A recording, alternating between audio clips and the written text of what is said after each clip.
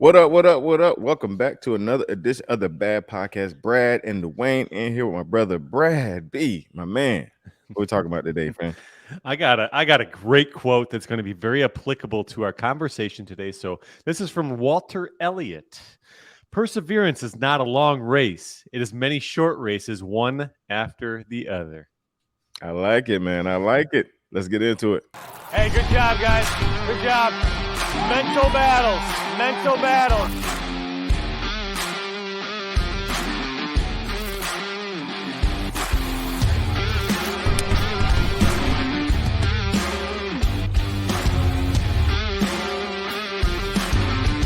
Hey, man. Eat man for life, baby.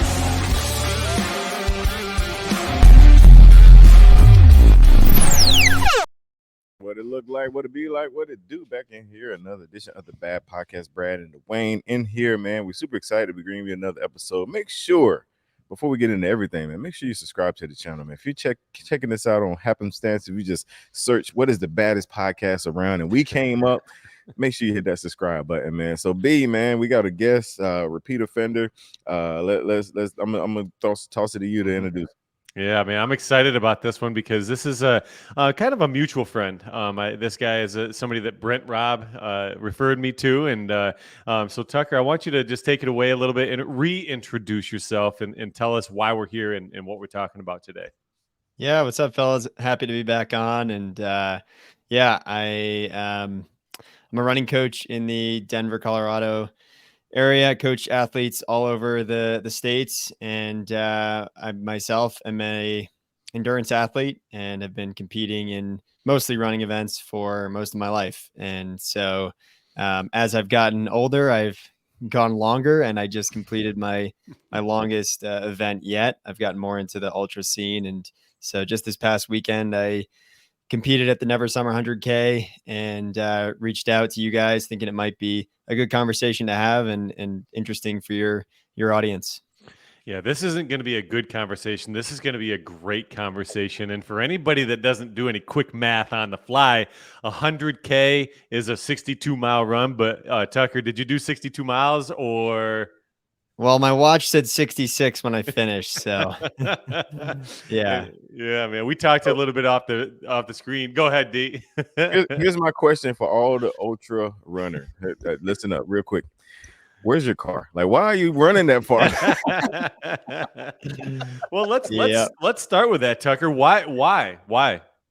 Mm-hmm. I mean, I think for me and for a lot of people that are interested in doing these really hard things, it's about seeing what you're capable of. And so when I started into doing a lot of road racing, 5Ks, 10Ks, half marathons, it was a lot about just continuing to be curious and see what I was capable of and pushing through a lot of those barriers of what we think is possible. And so I think for me, I still have a lot of goals around running faster, but there's something very unique about doing these really long endurance events that challenges you in a much more mental way than a physical way. And so it's just that curiosity of being able to go into places in my mind that I haven't been before and see what it's like and work my way out of it. Mm-hmm. I love that, and I love the curiosity thing. And Dwayne's already knows what I'm going to say. Curiosity saved the cat, baby. Because there's so many things in life that we don't explore because it's a lot of uncertainty, right? It's a lot of darkness out there. And you talk about these places that you've never been.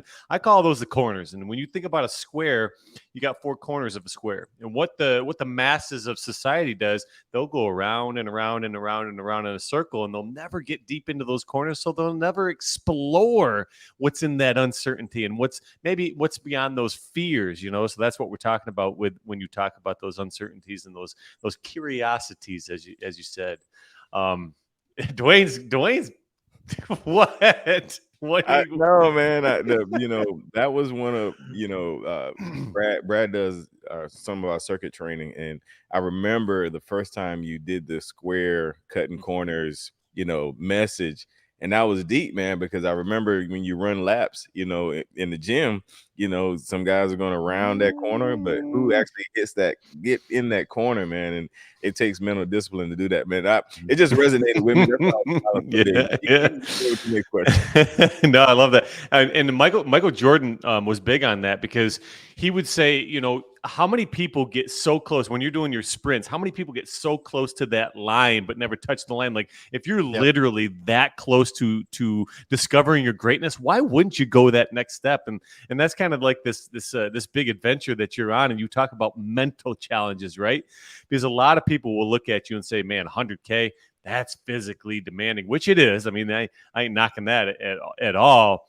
But out there, I'm going to pull up this quote real quick, and I don't know if you heard this quote, but we're going to talk about perseverance today. But the quote goes like this: "Perseverance is not a long race; it is many short races, one after the other." And I thought that was extremely applicable today because it's a long race. People are going to see a long race, but while you're out there, Tucker, talk about some of those discussions and conversations that you're having in your mind. Yeah, well, I think that quote is perfect because one thing that worked very well for me this past weekend, and something that I encourage all the athletes I coach who do ultras and these types of endurance events to do, is to compartmentalize and to really focus on one task at a time. It's very easy to get overwhelmed. And there were some moments out there when I was 30 plus miles in and feeling pretty wrecked. And when my mind went to that place of like, oh my gosh, I'm barely halfway. Like I have so much to go. I have more than a marathon to go. It's very easy to just get overwhelmed and let that negative thought process spiral. And so what worked well for me was just being able to really try and be present and look around and take in the beautiful sights that were around me, and really just focus on getting to that next checkpoint. And in these ultra marathons, they have aid stations out on course. And so the longest distance between aid stations was around 9 miles. So you're at least able to focus on that one chunk and say, okay, all I got to do is get to that next point. And then it's about getting to that next point. So you try to just focus on one thing at a time, but it's hard. And there were some mental lows for sure. And there were times where I even thought, like, am I going to be able to finish this? And I think one of the big things that helped me shift that mindset from negative and doubts was to step back and remember why I was doing it. And all week leading up to it, I had been reminding myself that the main reason I wanted to do this was to get the most out of myself. And it wasn't to win. It wasn't to get a certain time. It was just to get the most out of myself. And so when my day started to kind of turn a little sideways, and I was getting passed by people, and it seemed like my goals of competing and, a certain time were kind of going out the window, it was easy for me to think negatively, but I was able to stop and step back and say, wait a second, I don't need to be in a rush here. It's not about the time. It's not about the place. It's about getting the most out of myself. And if I need to slow down, if I need to take a break at an aid station, I can do that. But if I stop and I quit, then I'm not going to be able to find out and see what I'm able to do. Well, here's what I'm going to say. And right now in E2M, our big mantra is stay the course, right? And that's what you had to do, is you had to get out there and you had to stay the course. And what people will do a lot of times is everybody knows where their goal is, right? They know where the finish line is. They know what the milestone is. They know where they have to travel. Yet they want to travel lateral, because what happens is, man, when you're on a 66-mile run, walk, bike ride, 66 miles, it don't matter what you're doing. You're in a car ride 66 miles. Ride, sure.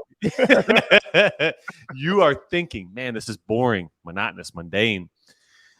Where else can I go that's exciting, that brings that excitement factor back? But when you're chasing greatness, when you're chasing your optimal levels of anything, it's not always going to be fun, but you still stay the course. And the second thing that I have to say is you weren't in it to win it, right? Man, I think by you getting out there, and if you take first place or last place, by you accomplishing that, boom, winner. That's a winner in my book, and that excites me because you had the courage and the confidence to go. And how many people will never have that confidence to even look at that and say, "Not for me." The guy right there, Dawain is that guy. No, I man. Commend you because I mean, just again, just to have the courage to find that online and click it, like that's next level stuff. Yeah, absolutely. I mean, it takes a ton of courage to do anything outside your comfort zone, whether that's showing up to one of your events, going to the gym and starting a program, whether it's going on a run, running your first race, whatever it may be. It takes a lot of courage to say yes to something. And so this event was something that I have been aware of for a couple of years. I've been out there. It's about 3 hours from my house, so it's not too far away, and it's in a beautiful remote part of the state. And I've been out there the last 2 years to help some friends as they were doing this event. And honestly, when I saw this course, I kind of thought to myself, this isn't for me. I really much prefer more runnable courses. I like ultra marathons, but I like to be able to run. I'm not as much of a hiker. And this is very much a hiking course. Like you are going to be walking, you're going to be hiking because there's a lot of vertical gain. There's a lot of tough, high alpine sections that you just can't be running. And so I really didn't think it was for me. And earlier this year, there was a race that I was trying to sign up for and I didn't get into. And so I was like, well, I need to find something for the summer that inspires me to get out there and put in the work. And I decided to sign up for this event because it's something that I see as being a weaker area of mine, and thought that, you know what, this is an opportunity for me to work on an area of weakness. And so I signed up for it knowing that it's probably not my strong area, but it will make me a stronger person, a stronger athlete, because I'll have to go through something that is uncomfortable. Yeah, how many people continue to do the same things because it's comfortable? I mean, society. Yeah, most of us. Yeah. No, I wanna jump in here, man, because again, I'm the non-runner of, of the conversation. And you mentioned like doing ultra marathons where that you can run the whole course, because in my mind I just think ultra marathon, you run the whole time. So with this course, you was talking about the terrain and all of that. Did you train a certain way for this course? Like, was it a different, because I know you coach, so I know you really, because one of the tips that I remember you talking about was like, learning when to run hard or run, not, different paces. So what was the training like getting ready for this course? Like, what was that like? Yeah, definitely bigger days, just time on feet, and not as worried about what pace am I running, but more just focused on being out there for a long time, working on my fueling. They say in the ultra running world that, it's not a running race, it's an eating race. It really is. You have to be able to take in fuel on the run. If you're not taking in fuel, you're going to hit the wall. You're going to run out of energy. So it's a lot about how can you tolerate taking in fuel while you're moving. And just a lot more climbing. So I did a few things. One thing I did was just in general, I did more training on hills.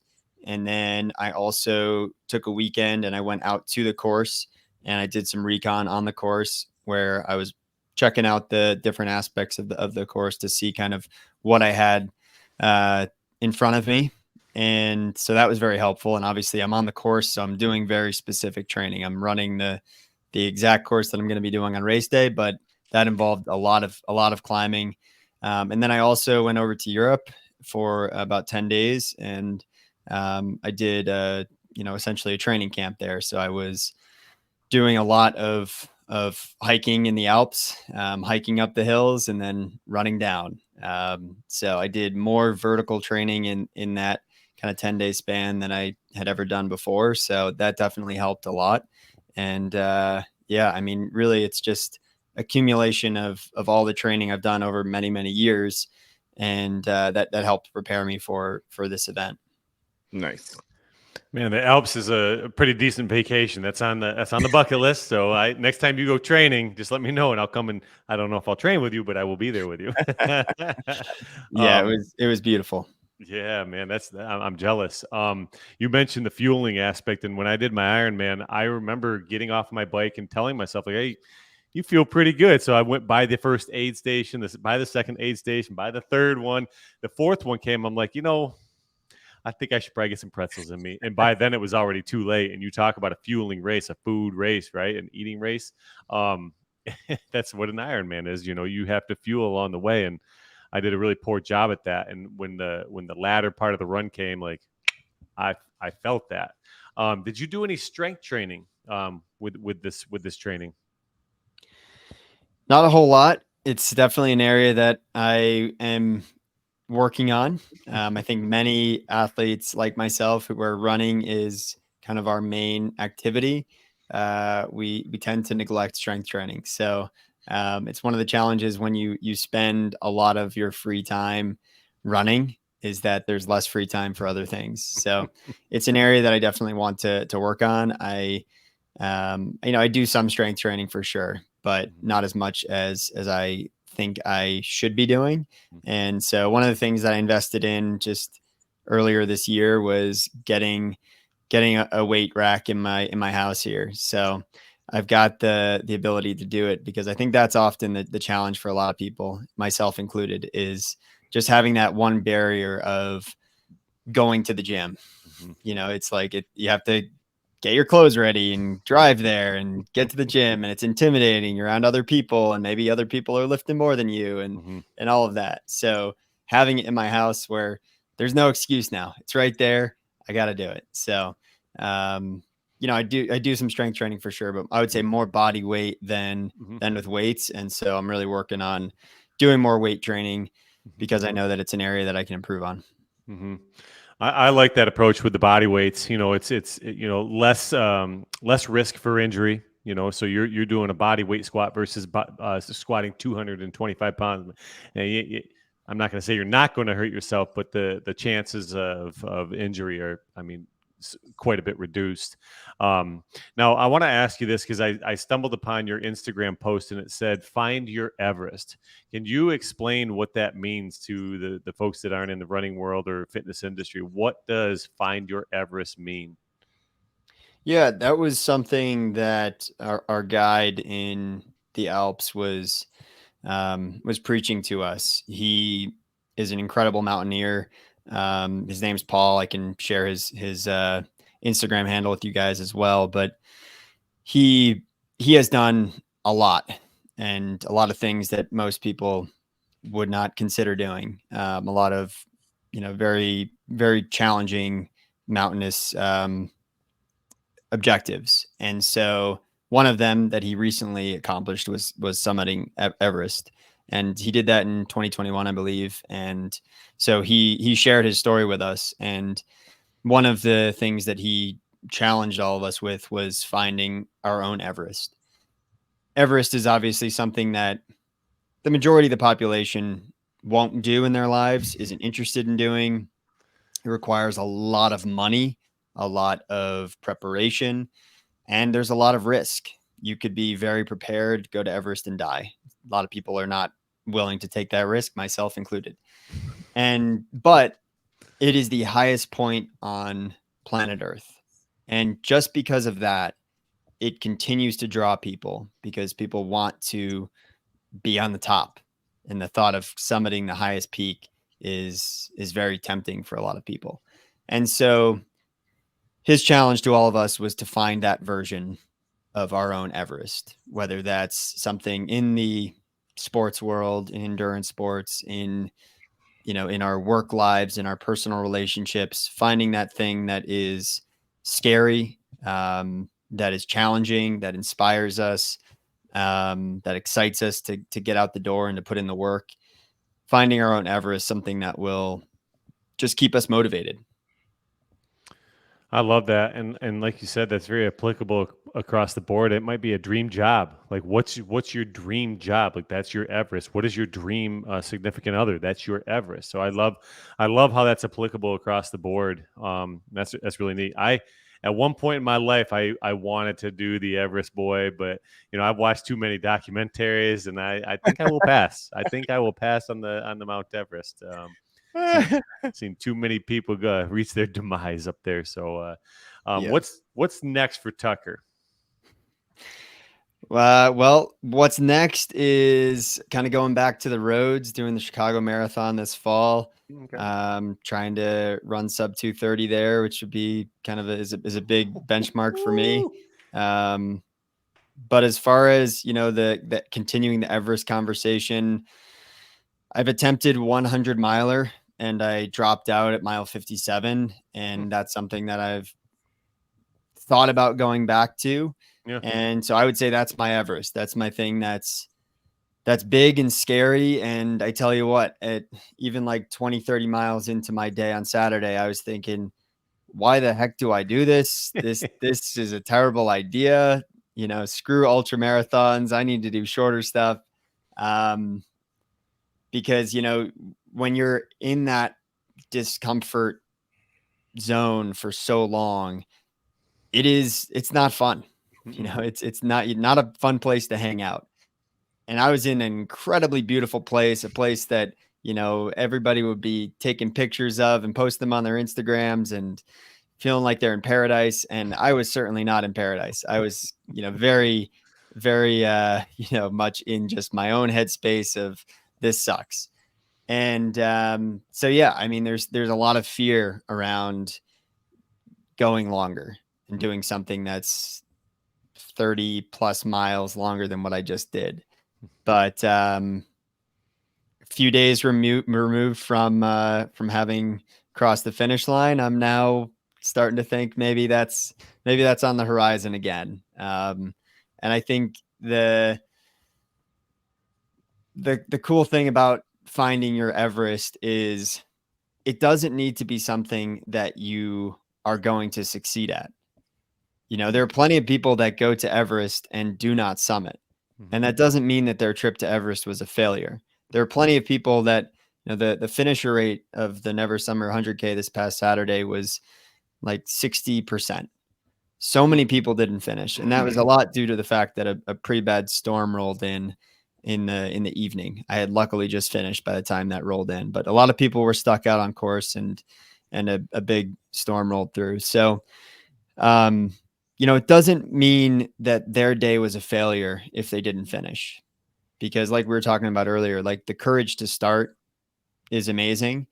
And there's a lot that you can learn about yourself just by trying, just by being willing to attempt something that is really, really hard. So if I can get my head around that, of the fact that going out and attempting 100 miler is not necessarily about needing to finish it. I would certainly like to, but it's more about just being willing, being courageous enough to try. I love that. Where can we find you on social media if we want to, read up on your story more or find your services? Because you are a running coach. Where can we find you? Yeah, I'm on Instagram at Training with Tucker. And if you look up on Google Training with Tucker, that's my website as well. Very good, man. Good stuff. Good stuff. All right. Well, listen, we're going to slide up out of here, man. This is super awesome episode, man. If you're watching right now and you're go to the comment section and type Tucker in the comment section. We're going to pick one person that we're going to send some bad gear to. So put Tucker in the comment section right now if you made it this far in the episode, and we'll pick one person to send some bad gear to, man. Tucker, thank you so much for your time, brother. Till next time, y'all, we are out of here. Yeah.